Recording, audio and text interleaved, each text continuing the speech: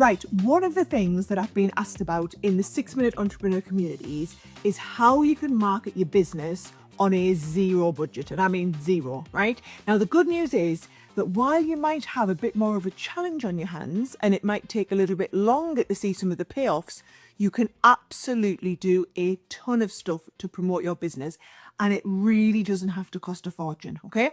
Now, before I go into all of this, I just need to give you a disclaimer, right?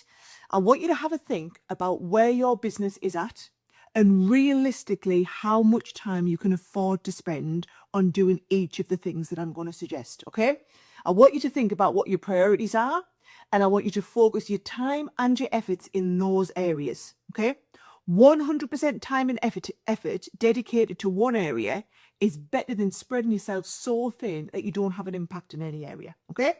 So, first of all, make sure that you're taking advantage of social media, right? So many people today actually use social media as a search engine. So you want to make sure that your social platforms are engaging, informative, and you capture your audience from the get-go.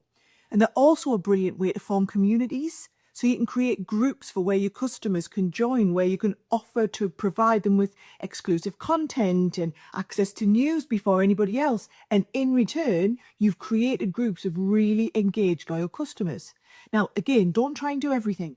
You should only focus on the platforms that your target customers use. Post consistently, engage with your followers, and respond to and like messages to let them know that you're watching and listening, and keep your content really relevant, okay? Now, you can also experiment with competitions and giveaways, and it's a brilliant way to get in front of people who might not already be following you. It creates a lot of excitement, engagement, and ultimately it gets eyes on your page, all right? Number 2, public relations. Now, PR is a brilliant example of spreading the word about your business with zero cost involved. And because it's PR, there's no guarantee that your press release will get picked up, but if it is, you have the benefit of your news being distributed by a reputable outlet and read by an audience of potential customers. So you need to put together a press release about your new product, partnership, event, some achievement, and then reach out to journalists or bloggers in your area or industry. You've got to make sure the information is clear and concise, and you let them know that when you're available for follow-up questions or if they want to do an interview. And always check that the piece you are sending is relevant to the paper and the journalist. Otherwise, trust me, you're not going to get anywhere, right?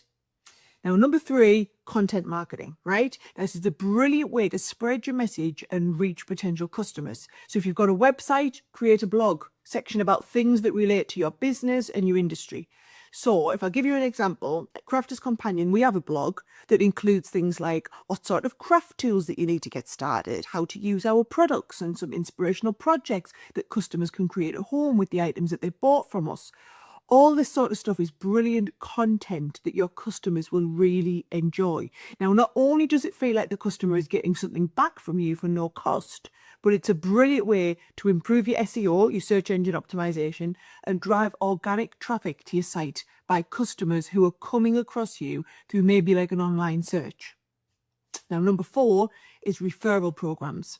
So referral programs aren't a new thing by any means, but as they say, if it ain't broke, don't fix it, right? They're a really great way to incentivize your existing customers to spread the word to their friends and family, especially when you offer something like a discount code to them for them and the new customer when they both make a purchase, so both parties are getting something out of the deal.